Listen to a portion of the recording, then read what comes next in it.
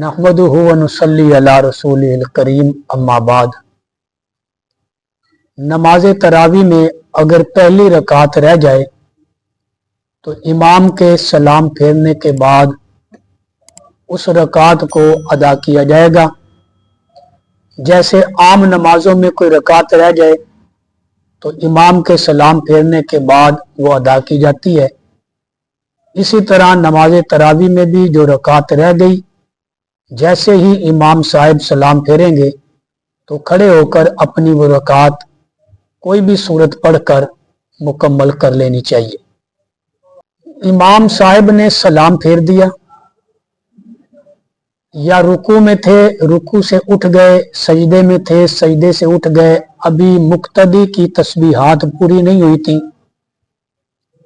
रुकू में या सजदे में या अत्तहियात में अभी दुआएं पूरी नहीं हुई थी कि इमाम साहब ने पहले सलाम फेर दिया, तो ऐसी सूरत में इमाम की इक्तदा फर्ज है।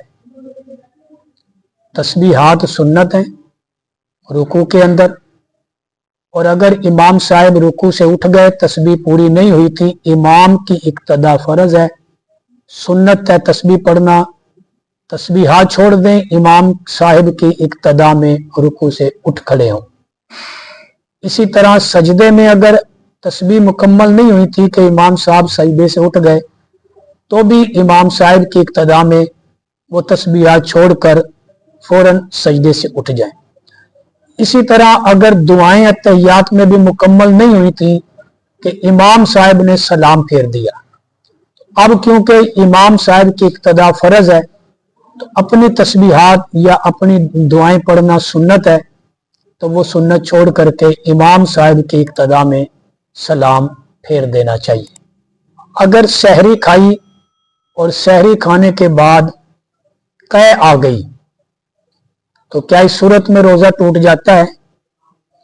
इसमें थोड़ी तफसीर ये समझ लें कि सहरी खाई या इसके अलावा दोपहर के वक़्त या रोजे की हालत में किसी वक़्त भी अगर तो कै आई है खुद ब खुद यानी गैर इख्तियारी तौर पर, तो गैर इख्तियारी काम के अंदर आदमी का क्योंकि अपना इख्तियार नहीं होता, उस पर शरीयत ने रियायत रखी है। दिल मतलाया कै आ गई, चाहे मुंह भर के आई, गैर इख्तियारी तौर पर कै आई, तो इससे रोजा नहीं टूटेगा।